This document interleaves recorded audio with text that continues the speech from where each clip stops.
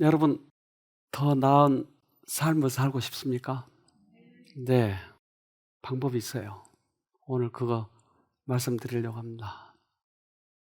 우리들의 영혼은 한계가 있죠. 어디로 앞으로 인생길을 가야 더 나은 삶을 살 수 있을까? 그래서 항상 우리는 그런 부분을 깊이 생각하죠. 그런데 어디로 가야 더 낫게 살지? 근데 알 수는 없어요. 그래서 예전에 우리가 결정했던 것이 다 옳지도 않았고, 그렇기 때문에 앞으로도 결정하는 것이 어디로 가야 더 잘 살지 이런 걸 잘 알 수가 없어요. 이제 이 사람인데, 이 사람이 참 가난했어요. 그래서 시골에 들어가서 살았답니다. 지금 그 자리에서 행복을 찾아라.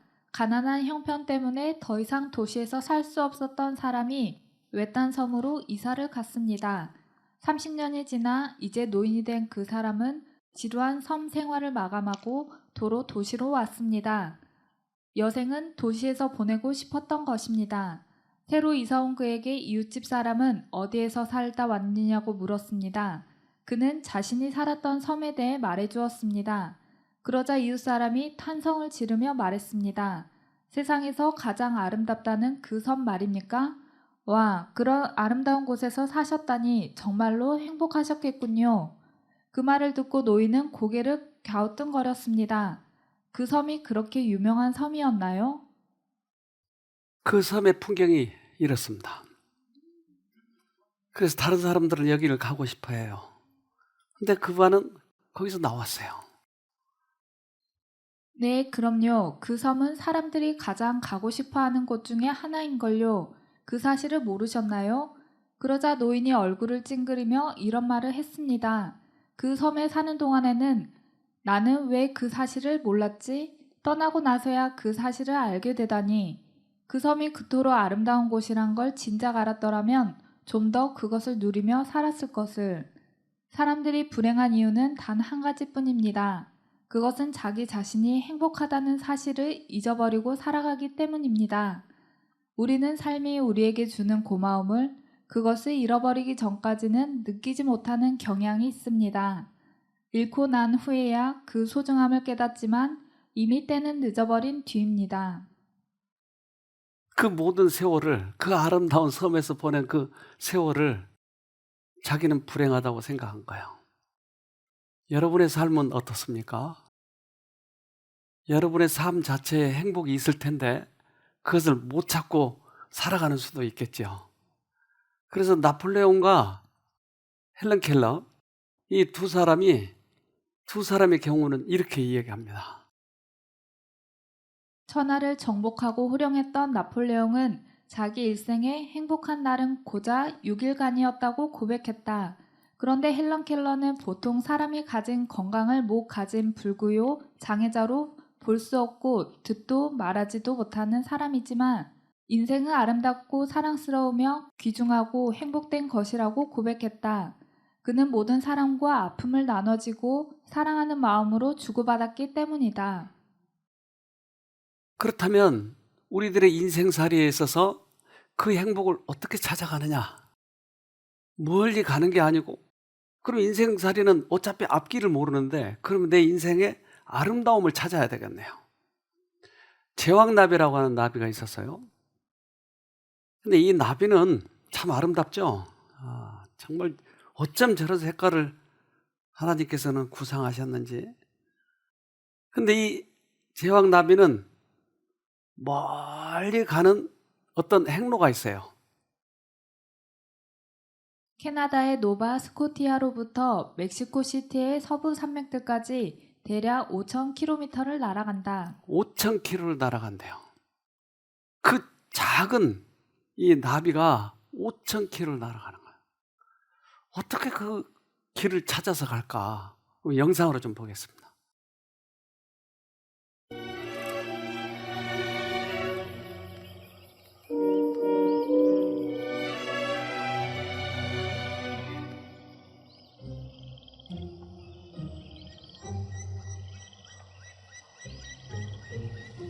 제왕나비 삶의 리듬은 해의 움직임을 따른다. 아침에 일어나면 일단 동쪽으로 날아간다. 일과를 시작하기 전 몸을 따뜻하게 하는 것이다. 해가 진 후에는 절대로 날지 않는다. 해의 움직임이 중요한 이유로 이걸 빼놓을 수 없다. 가을이 오고 태양의 고도가 수평선이 52도가 되면 제왕나비의 대이동이 시작되는 것이다.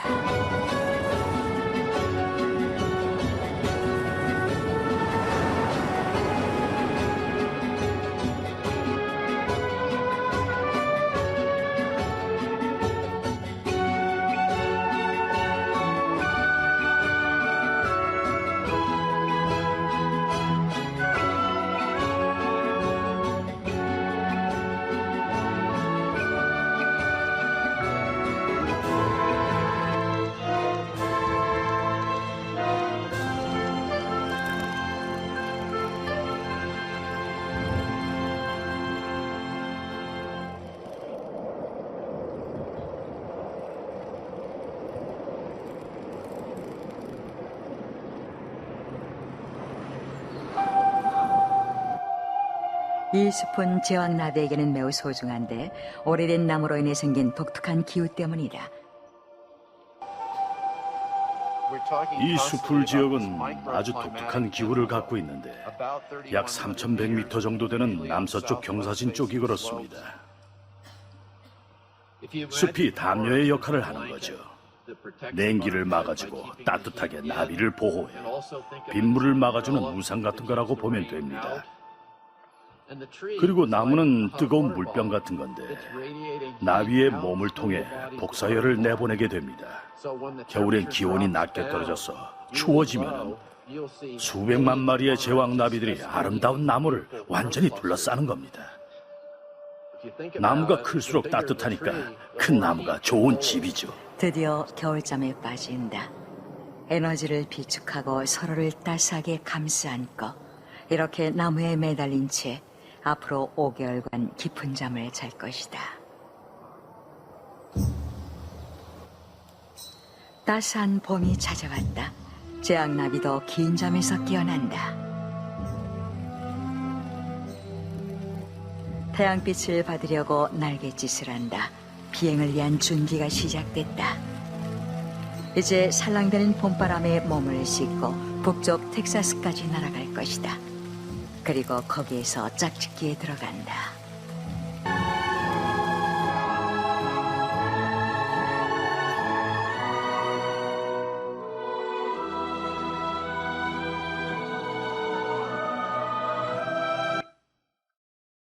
참 희한하죠?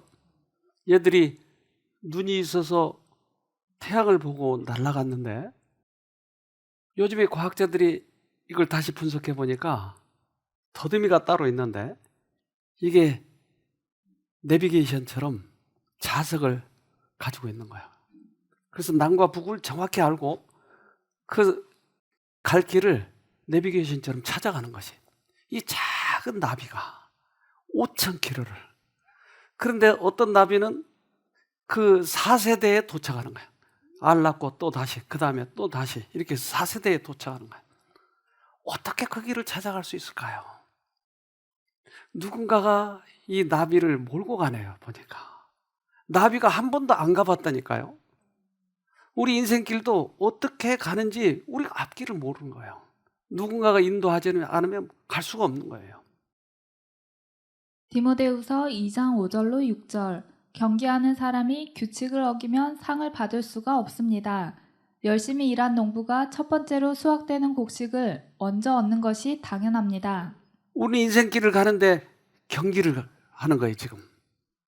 그래서 그 규칙이 있는데 그 규칙대로 따라가면 우리는 승리하는 거예요. 즉 마라톤에 가장 먼저 우승자가 되는 거예요. 면류관을 받는 거예요.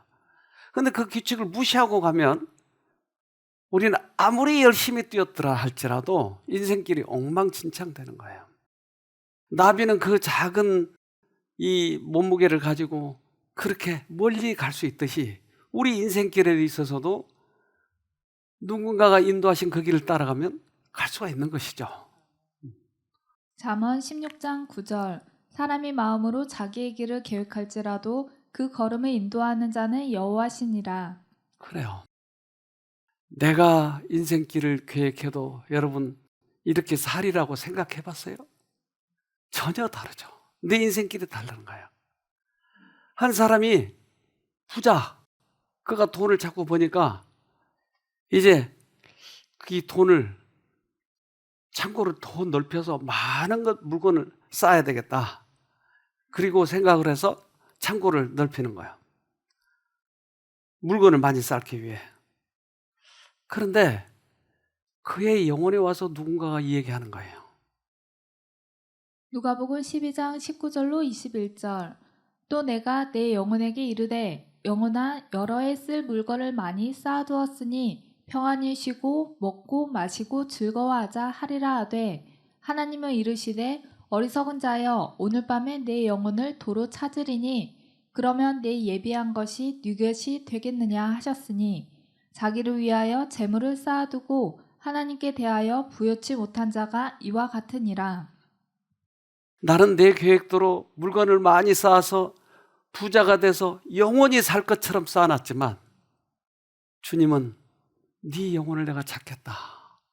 그럼 그 재물이 무슨 필요가 있겠어요? 제왕 나비를 카나다까지 인도하신 하나님께서 우리 인생길을 그분에게 맡기면 그분이 나를 인도하실 거예요.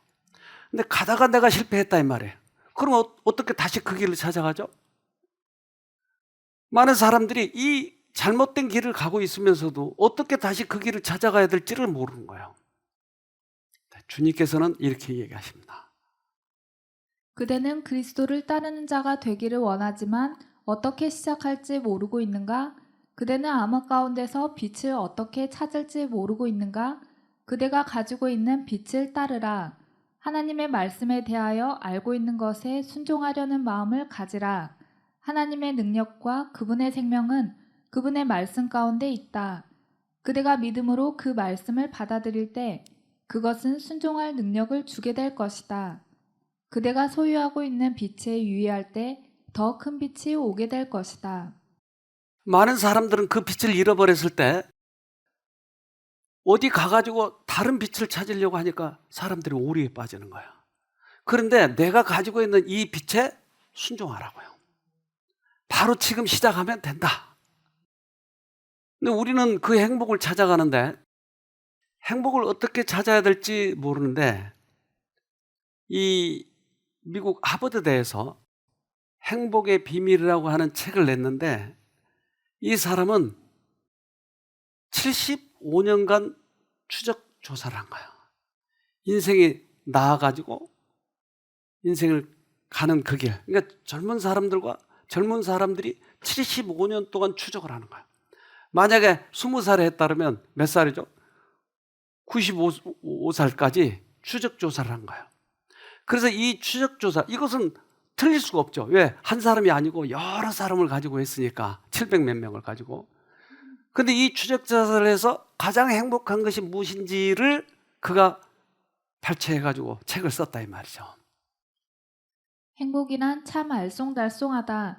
남부러울 것 없어 보이는 사람도 남몰래 우울증 치료제를 복용하고 동창회에 나가면 꼭 학창 시절에 공부 못했던 친구들의 표정이 가장 밝다. 행복은 재산순도, 성적순도 아니라는데 그렇다면 행복한 인생의 비밀은 무엇일까? 공부 못하란 말은 아니에요 지금. 근데 못했던 열등생들도 행복한 사람도 있고 그렇잖아요. 그렇게 우등생도 우울증에 빠지고. 그래서 그 하버드대에서 이 75년간 추적조사한 행복 비결을 이렇게 발표를 했는데 거기에 이제 나온 사람들이에요. 19살 때 시작해가지고 87세 이 사람은 끝나고 이렇게 여러 사람을 75년간을 추적조사를 했었어요. 하버드대 성인 발달 연구 성인 남녀 814명을 70여 년간 추적조사.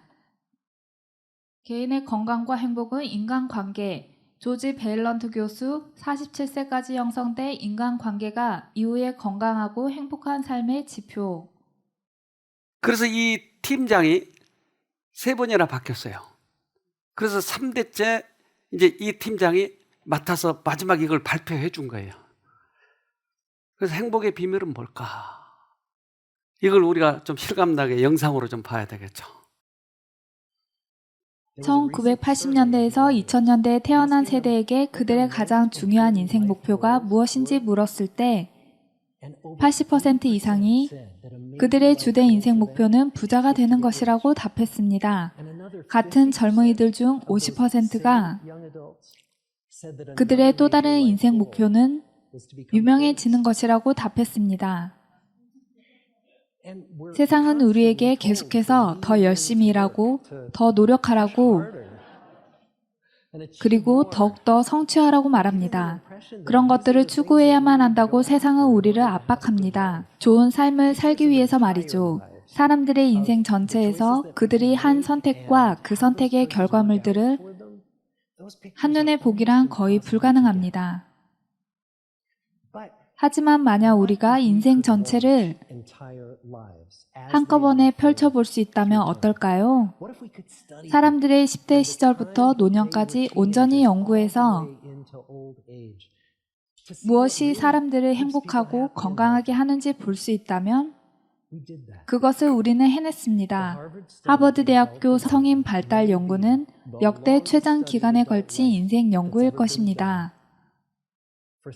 75년간 우리는 남성 724명의 인생을 추적해 왔습니다.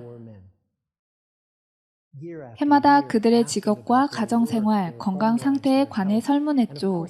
물론 연구 대상의 인생사가 어떤 모습으로 나타날지는 연구자들도 알지 못한 채로 진행되었습니다. 1938년부터 우리는 두 개의 집단을 추적해 왔습니다. 첫 번째 집단의 연구가 시작된 것은 그들이 하버드 대학 2학년일 때였습니다. 그들 모두 2차 세계대전 중 대학을 졸업했고 그 뒤 대부분이 전쟁에 참전했죠. 우리가 추적한 두 번째 집단은 보스턴의 가장 가난한 지역에서 태어난 소년들이었습니다. 그들이 연구 대상으로 선택된 이유는 구체적으로 말하면 그들이 가장 불우한 문제 가정 출신이었기 때문입니다. 1930년 보스턴에서 말이죠. 그들 대부분은 냉온수도 제대로 안 나오는 빈민가 공동주택에 살았습니다. 연구가 시작되었을 때 20대 소년들 모두가 면접을 받고 의료 검진을 받았으며 연구자들이 그들의 가정에 방문해 부모님을 인터뷰하기도 했죠. 그리고 이 소년들은 자라서 다양한 직업을 가진 성인이 되었습니다.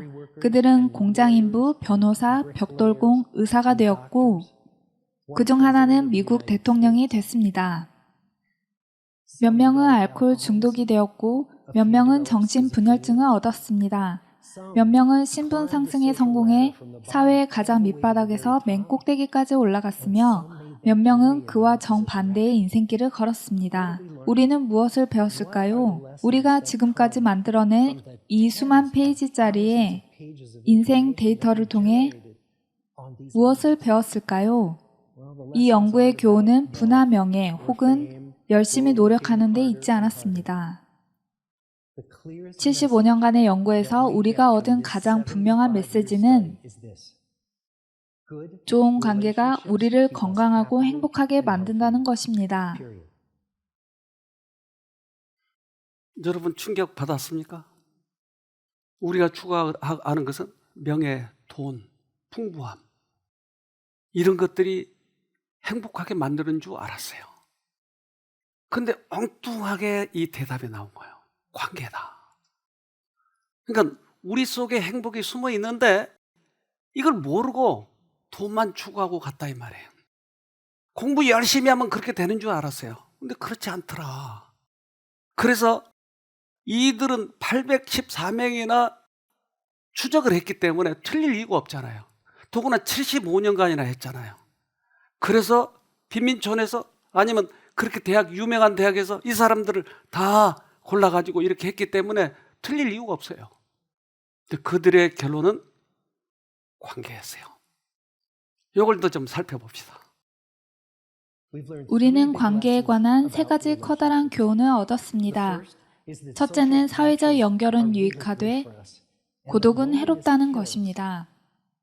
연구 결과 가족, 친구, 공동체와의 사회적 연결이 더 긴밀할수록 더 행복하고 신체적으로도 건강하며 더 오래 사는 것으로 나타났습니다. 긴밀한 사회적 연결이 부족한 사람들보다 말이죠. 또한 고독은 매우 유해한 것으로 드러났습니다. 다른 이들로부터 자신이 원하는 것 이상으로 고립되어 있는 사람들은 행복감을 덜 느낄 뿐만 아니라 중년기에 건강이 더 빨리 악화되고 뇌 기능이 일찍 저하되며 외롭지 않은 사람들보다 수명이 짧습니다.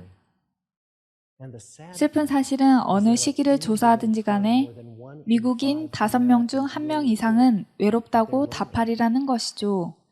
우리는 군중 속에서도 고독할 수 있고 결혼을 해도 고독할 수 있다는 걸 잘 압니다. 그래서 우리가 얻은 두 번째 커다란 교훈은 친구가 얼마나 많은가, 안정적이고 공인된 관계를 갖고 있는가가 아니라 관계의 질이 무엇보다 중요하다는 것입니다. 갈등 속에서 사는 것은 우리 몸에 아주 나쁜 것으로 밝혀졌습니다. 예를 들어 애정 없이 갈등만 잦은 결혼은 어쩌면 이혼보다도 더 건강에 해로울 수 있다고 합니다. 반면 바람직하고 따뜻한 관계는 건강을 지켜주지요. 우리가 연구 대상 남성들의 인생을 80대까지 따라가 본 뒤 우리는 그들의 중년을 되돌아보면서 미리 예측해 보려고 노력했습니다. 이 중에 건강하고 행복한 80대가 될 사람은 누구이고 그렇지 않은 건 누구일까? 50대에 그들에 관해 우리가 아는 모든 것을 종합해 본 결과 중년기의 콜레스테롤 수치는 노년의 인생과 관계가 없었습니다. 중요한 건 그들이 얼마나 만족스러운 관계를 맺고 있느냐였죠. 50세의 관계에 관한 만족도가 가장 높았던 사람들이 80세에 가장 건강했습니다. 바람직하고 친밀한 관계가 나이 먹는 고통의 완충제 역할을 해주는 셈입니다. 우리의 연구 대상 중 가장 배우자 만족도가 높았던 남녀 80대에 진행한 설문에서 신체적인 고통이 심한 날에도 마음은 행복하다고 답했습니다. 반면 불행한 관계를 맺고 있던 사람들은 신체적인 고통이 심한 날에는 그 고통이 감정적인 고통에 의해 더욱 극대화된다고 답했습니다. 네, 해답이 있죠. 그런데 그런 관계가 만화에 좋다고 그랬나요? 질이 문제라고 하는 거예요. 관계의 질이에요. 그렇다면 이 세상에 단 한 사람이라도, 배우자라도 이 사람과의 관계가 나와 긴밀해지면 아무리 아픈 날이, 통증이 심한 날도 그 통증을 많이 못 느낀다. 내가 외롭고 힘든 날 저 사람이 나를 도와줄 수 있다고 하는 신뢰가 있는 거예요. 그래서 우리들이 행복을 멀리서 찾지 말고 가까운 데서 찾자는 거죠. 자, 세 번째 다시 읽어봅시다. 관계와 건강에 관해 우리가 배운 세 번째 커다란 교훈은 좋은 관계는 우리의 몸뿐만 아니라 뇌도 보호해준다는 것입니다. 연구 결과에 따르면 애착으로 단단히 연결된 관계를 가진 80대는 그렇지 않은 80대보다 더 건강하며 관계를 맺고 있는 상대방이 자신들이 힘들 때면 의지가 되어줄 거라고 여기는 사람들은 그렇지 않은 사람들보다 기억력이 더 선명하고 오래 간다고 합니다. 반면 관계를 맺고 있는 상대방이 의지가 되지 않는다고 느끼는 사람들은 보다 빠른 기억력 감퇴를 보였습니다. 그러한 좋은 관계가 언제나 원만할 필요는 없습니다. 우리의 연구 대상인 80대 부부 중 몇 명은 허구한 날 다퉜지만 힘든 일이 있을 때 서로가 의지가 되어줄 거라고 그들이 믿고 있는 한 그런 다툼은 그들의 기억력에 큰 타격을 주지 않았습니다. 이러한 메시지, 즉 친밀하고 좋은 관계가 건강과 행복에 이롭다는 메시지는 옛날 옛적부터 내려오던 지혜죠. 그런데 왜 이렇게 깨닫기는 어렵고 잊어버리기는 쉬울까요? 우리는 인간이니까요. 우리는 간단한 해결책을 너무나 좋아합니다. 손에 넣을 수 있는 것, 우리 삶을 계속해서 행복하게 만들어줄 것을 원하죠. 관계 맺기란 골치 아프고 복잡합니다. 그리고 가족과 친구를 열심히 챙기는 건 매력적이거나 멋진 일도 아니잖아요. 게다가 이건 평생 동안 계속해야만 합니다. 끝도 없죠. 75년간의 연구 가운데서 은퇴 후 가장 행복했던 사람들은 직장 동료와 친구가 되기 위해 적극적으로 노력했던 사람들입니다. 1980년대에서 2000년대에 태어난 세대가 설문에서 답했던 것처럼 우리의 연구 대상들도 젊은 시절에는 대부분 부와 명성, 높은 성취를 추구해야만 좋은 삶을 살 수 있으리라고 진심으로 믿었습니다. 그러나 75년 동안 우리의 연구는 거듭해서 보여주었습니다. 가장 행복한 삶을 산 사람들은 그들이 의지할 가족과 친구와 공동체가 있는 사람들이었다는 것을요. 이 사람은 신앙을 했는지 안 했는지 모르겠어요. 그런데 어쨌든 인생의 삶에 대해서 추적 조사를 했기 때문에 이건 인정을 해줘야 되겠죠. 성경에서 이야기한 그 사랑은 내가 부인을 용서해야 된다고는 복잡한 그런 사건들이 있다고요. 이게 골치 아프게 만든 거예요. 지나가 버리면 좋겠는데. 그런데 이러한 골치 아픈 문제들을 해결하는 것이 행복이라고 하는 거예요. 우리는 관계를 잘 가져야 되려면 서로 티격태격 하면서도 해결하고 가야 된다고 하는 거예요. SNS나 그런 이 여러 가지 사회 인터넷에서 그 관계를 가지는 이것들은 의미가 없다고 하는 거예요. 근데 가족 관계 또는 진실한 관계, 이 관계에 대해서 서로 아무리 싸우더라도 해결하면서 가는 것이 건강하고 행복하다. 그럼 용서를 좀 배워야 되겠네요. 용서하는 법도 알아야 되겠네요. 골치 아프잖아요. 용서 구하려면 짜증나. 그럴 수도 있잖아요. 그런데 그것이 진실한 삶이라고 하는 거예요. 이 사람은 사실은 진리를 이야기하고 있는 거예요. 추적 조사를 했기 때문에 75년간이나. 그것은 소통을 해야 된다. 사람끼리. 그리고 행복의 90%는 인간관계에 있다고 결론을 내린 거예요. 이 사람이. 가족관계는 가족 간의 가마를 통하여 성화되어야 한다. 하나님의 계획에 따라 세워지고 관리되는 그리스도인 가정들은 그리스도인 품성을 형성하는 데 훌륭한 도움이 된다. 진리가 이것을 지금 뒷받침하고 있잖아요. 그래서 가족 관계는 서로 끈끈하게 맺어져야 된다. 그럼 서로 싸웠다면 이것을 또 서로 화해하고, 근데 나만 옳다고 생각하면 화해가 되지 않잖아요. 좋은 관계가 중요한데 이게 안 되는 거예요. 이 관계가. 그리스도인이라고 공언하는 사람들의 신앙이 저들을 더 좋은 관계를 갖는 남녀들로 만들며 기질과 품성적인 면에서 그리스도의 산 대표자가 되지 못한다면 그들은 하나님의 소유물이 아니다. 그래서 내가 예수와 하나가 되고 상대방이 예수와 하나가 되면 우리는 쉽게 이 문제를 해결할 수 있는 거예요. 그런데 상대방이 혹시 예수님과 관계가 없다 할지라도 나는 용서하고 포용력이 있기 때문에 얼마든지 우리는 이 관계를 가질 수 있다고 하는 거예요. 그래서 우리에게는 신앙이 절대적인 것이죠. 대부분 젊은 사람들의 꿈은 돈을 많이 벌면 행복하다고, 명예를 가지면 행복하다고, 많은 소유물을 가지면 된다고, 또는 그런 사람들과 복잡하게 얽혀 사는 것이 행복하다고 착각하는 거예요. 그런데 추적 조사를 해보니까 한 사람이라도 질이 좋은 관계, 정직한 관계, 이런 관계가 필요하다고 하네요. 하버드대 연구팀이 75년간 추적한 바에 따르면 결국엔 사랑이었다. 가족, 연인, 친구, 동료 사이의 애정이야말로 현재의 행복, 나아가 미래의 행복까지 담보해주는 최고의 비결이었다. 그렇네요. 이 결론을 얻는 거예요, 지금. 그렇다면 이 가족 관계에 있어서 아이들에게는 어떻게 할 것인가를 후속 발표를 했어요. 아이들에게 어떻게 그러면 가르쳐야 될 것인가? 우리의 자녀들이 세상과 교회와 가족과 올바른 관계를 맺어야 한다는 것을 우리가 이해하기를 바라신다. 가족에 대한 그들의 관계가 제일 먼저 고려되어야 할 점이다. 자녀들에게 서로 예의를 갖추고 하나님께 공손하도록 가르쳐주자.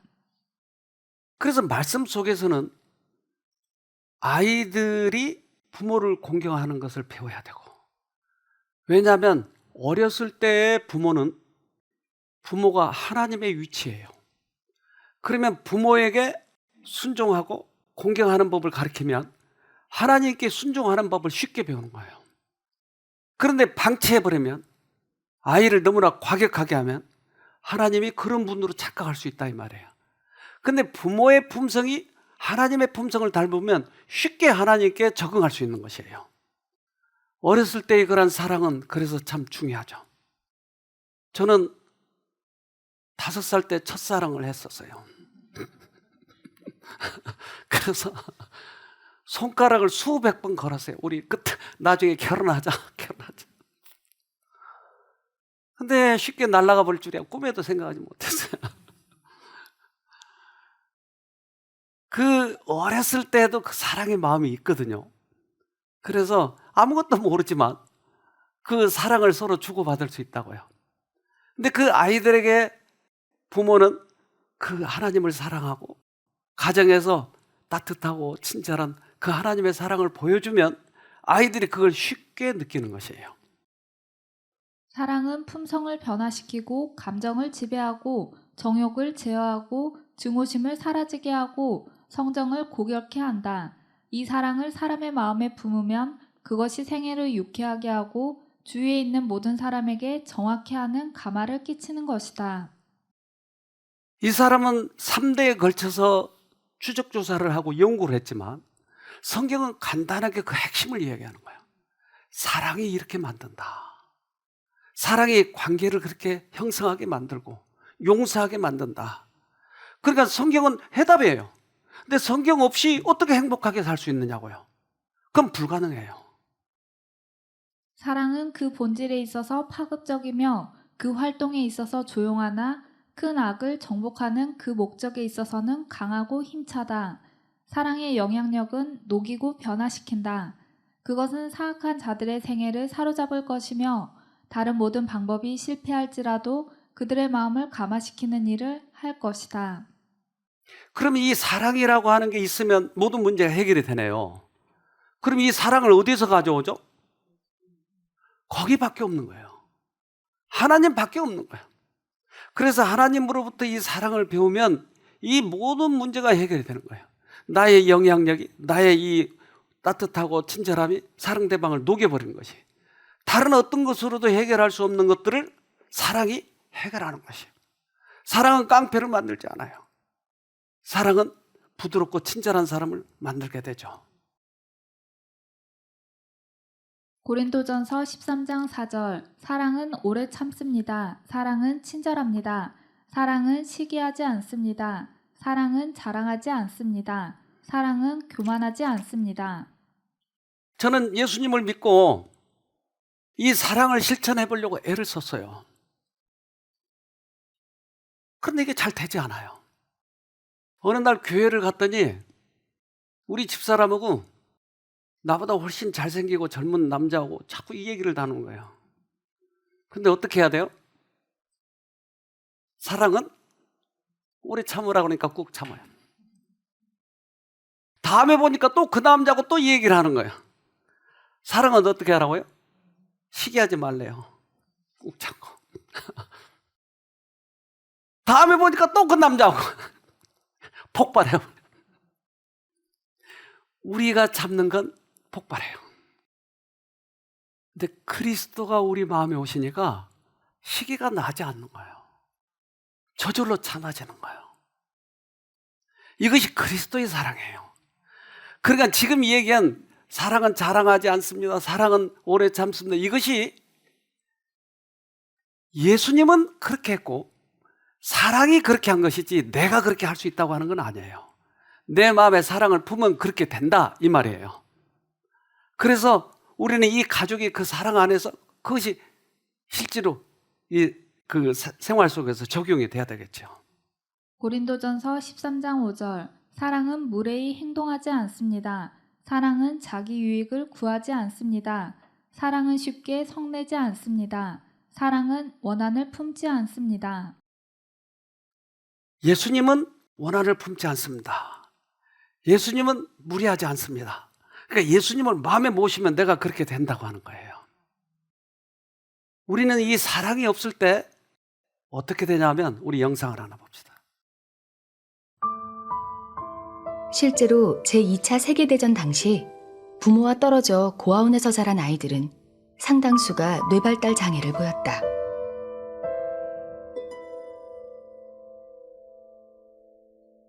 머리를 흔들며 이상행동을 보이거나 깨끗한 환경과 충분한 음식을 제공받았음에도 불구하고 이유 없이 사망하는 경우도 있었다. 엄마의 부재로 인한 접촉의 결핍이 낳은 결과.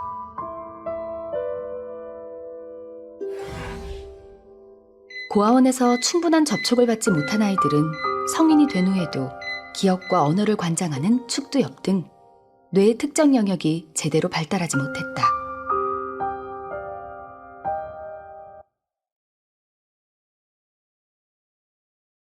사랑은 잘 자라지 못하게 사랑이 없으면. 그래서 실제적으로 작아요. 뇌가. 이걸 과학자들이 발표를 했어요. 근데 사랑을 받으면 이게 회복이 되는 거예요.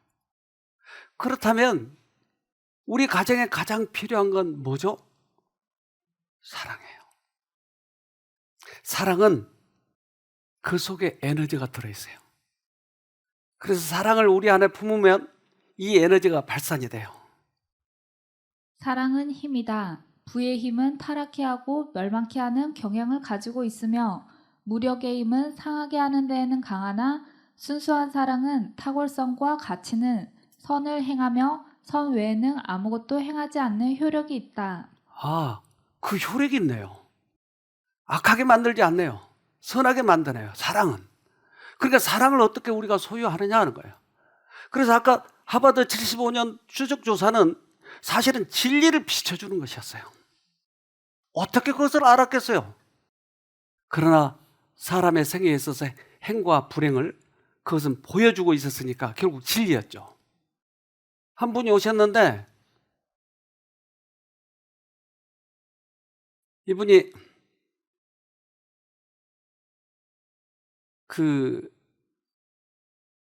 이 지하철에 왜 지하철 거기에서 자는 사람들 있죠. 홈레스들. 근데 딱 그 모습이에요. 들어왔는데 냄새가 나고 머리가 얼마나 헝클어져 있든지 조금 다듬어가지고 온다는 게 그렇게 온 거예요. 그래서 그 이모가 데리고 왔는데 이 사람이 그때 나이가 한 40 조금 넘었나? 그 정도. 그래서 들어와서 이제 아주 인상을 찌푸리고 있고 그래서 좀 접근하기가 그렇더라고요. 또 한 방 맞으면 안 되니까. 근데 이런 얘기 저런 얘기 놔두는데 도대체 내 말을 듣지 않아요. 이제 식당에 식사가 이렇게 배식되니까 손으로 집어버려요. 저 집게로 집어야 되는데 확 성질대로. 그래서 그렇게 하면 안 돼요. 이거 여러 사람 먹어야 되니까 인상 확 가만히 있어. 또 이거 한두 번 그래야죠 이게. 그래서 안 되겠다. 단판을 좀 지어야 되겠다. 그리고는 따로 앉아서 이제 자초지종 얘기했더니 조금 마음이 누그러지긴 했는데 이 성질머리는 어디 가지 않아요. 그래서 차츰 얘기를 하면서 왜 그렇습니까? 자기 명함을 하나 딱 그러죠. 무슨 홈레스가 명함이 있는지. 근데 명함이 그냥 명함이 아니고 아주 고급 명함이에요. 이게. 종이가 아닌. 그래서 보니까 자기가 꽤 지위 있는 사람이라고. 그래서 더 좀 물어봤어요. 그리고 그 이모가 준 말이 있거든요. 해준 말이. 부산 쪽에서 금은방은 1인자더라고, 이 아버지가. 그래서 아버지가 연세가 드시니까 이 아들에게 물려줬어요. 그래서 물려준 이 금은방을 30억을 까먹고 거지가 돼버린 거예요. 그때 당시 30억은 꽤 큰 돈이었는데 지금도 큰 돈인데 다 까먹어 버렸어요. 그러니까 이제 가족들이 안 받아주는 거예요. 근데 결혼을 했는데 딸 둘에 아들 하나, 셋이. 근데 부인은 예수님을 믿는데 교회를 못 나가게 하는 거야. 11조를 내려고 그러면 성질을 내가지고 막 두들겨 패고. 그래서 결국은 이렇게 망해버리니까. 근데 무엇 때문에 돈을 30억을 어디에다 갖다 바쳤는지 이건 안 밝히는 거야, 이 사람이. 도박이나 그런 거 아닐까. 또는 어쨌든 다 까먹었어요.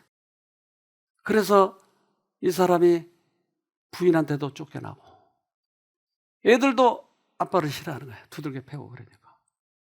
결국은 불황아처럼 돼가지고 이모가 불쌍해서 여기 데려다 놓은 거예요.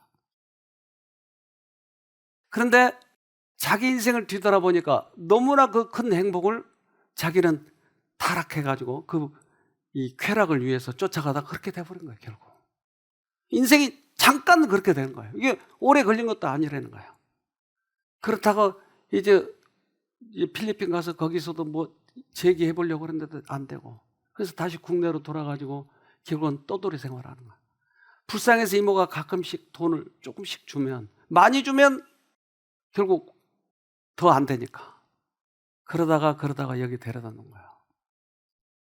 자기 인생을 뒤돌아본 거예요. 자기는 한없이 그렇게 부를 누릴 줄 알았는데 아버지가 절대 그 다음부터 돈을 주지 않는 거예요. 다 그리고 없애버렸으니까. 그러니까 엄청난 돈을 다 까먹어버리고. 그래서 자기 인생길을 뒤돌아보니까 너무 잘못한 거예요. 근데 부인이 이제 예수님을 믿으니까 오랫동안 참아주고 그러다가 견딜 수가 없으니까 내친 거예요. 이분이 뒤돌아보면서 성경을 보기 시작하더라고요. 성경을 보면서 느낀 게 있었어요. 아, 내가 인생을 너무나 허비를 많이 했구나. 부와 지위와 쾌락만 쫓아왔군. 그래서 저하고 이 얘기를 하는 동안에, 그럼 원장님 지금 어떻게 해야 될까요? 부인이 재혼했어요? 아니요, 재혼 안 했다고 들었어요. 그러면 한번 만나봅시다. 그래서 이제 전화를 했어요. 그러니까 탱 튕겨버린 거예요. 당신 나를 이용해 먹으려고 또 그런 거 아니야. 그래서 다른 건 다 좋은데 내가 애가 보고 싶다. 그러니까 애를 하루만 잠깐 좀 보여다오. 그래서 애들이 홀려버릴까 봐 큰애만 보낸 거예요. 그래서 큰애를 이제 가서 만났어요. 만나니까 아빠가 옛날 아빠가 아닌 거예요. 하나님으로부터 배운 사랑을 이 애에게 실천하는 거예요. 그러니까 얘가 집으로 돌아가서 엄마, 아빠가 옛날 아빠가 아니야. 그래? 둘째까지 같이 보냈어. 그 다음에 둘째하고 보니까 아빠가 그 옛날 아빠가 아닌 거예요. 둘째가 또 가서 얘기한 거예요. 근데 막내까지 이제 같이 보낸 거예요. 근데 막내는 아빠 얼굴을 잘 모르는 거예요. 막내가 아들인데. 그래서 셋이 와서 이제 이 얘기를 하는데 막내는 무조건 울기만 해. 우리 아빠냐고. 근데 큰애 둘째는 이제 어느 정도 이렇게 머리가 들어 있어서 아빠를 유심히 관찰하는 거예요. 정말 이 아빠가 맞는가. 그래서 그 엄마에게 이제 이 남편이 제의를 했어요. 내가 아무것도 바라지 않고 우리 다시 한번 여행 한번 가자. 그래서 싱가포르를 세 자녀하고 엄마하고 남편하고 이제 같이 싱가포르에 놀러 갔는데 절대 다 방도 따로 쓰고 갔다 왔는데 엄마가 그 며칠 동안 경험해 보면서 이 남편이 옛날 남편이 아닌 거예요. 그래서 마음이 다 이제 풀어진 거예요. 그래서 이 사람이 앞으로 뭘 할까? 돈은 없어졌고 뭘 하면 좋겠어요, 여러분? 돈 다 없어졌는데? 네? 어떻게 해요? 이 사람이 신학 원서를 냈어요. 가지고 자기가 그동안 배운 게 있으니까 편입을 해가지고 신학을 졸업했어요. 뭐 하려고요? 자기 같은 사람 도와주려고. 얼마나 행복했는지 몰라요. 이제까지 행복을 무시하면서 사는 거예요. 행복은 가까이 있는 것이에요. 사랑을 배우면 되는데 멀리서 찾으려고 하니까 안 되는 것이에요. 사랑은 하늘의 속성이다. 타고난 인간의 마음은 그것을 만들어낼 수 없다. 이 하늘의 식물은 그리스도가 가장 높은 이름으로 군림하는 곳에서만 잘 자라도록 되어 있다. 사랑이 있는 곳에서는 생활에 힘이 있고 진리가 있다. 사랑은 선을 행하며 선 외에는 아무것도 행치 않는다. 그 호랑방탕한 저 사람을 어떻게 바꿨겠어요? 여기서 몽둥이로 두들겨 팼어요? 사랑이라고 하는 게 그 사람을 바꿔버린 거예요. 사랑이 미치는 영향력은 애들의 마음을 뒤흔들어 놓은 거예요. 바꿔놓는 거예요. 우리가 행복하기 위해서는 이 사랑을 배워야 돼. 뜯어 고쳐가지고 될 일이 아니에요. 사랑을 실천하면 바뀌는 거예요. 미움에 대해서는 미움을 나타낼지라도 사랑에 대해서는 사랑을 나타낼 것이다. 그러나 증오에 대하여 사랑을 나타내는 것은 오직 하나님의 영에 의해서만 가능하다. 개도 자기를 미워하면 물어요. 고기를 주면 꼬리치거든 가까이 와요. 그러면 사랑한 사람만 사랑하면 개나 다를 게 없어요. 미워한 사람 물어버리고.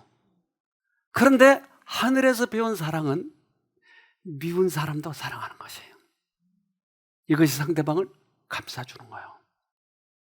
이제 바꿉시다. 우리 사랑합시다. 꼭 승리합시다. 기도합시다. 하늘에 계신 아버지, 우리들의 인생길을 어떻게 살아왔는지 뒤돌아보는 시간을 주셔서 감사합니다. 너무나 인본주의로 살아버리고 말았습니다.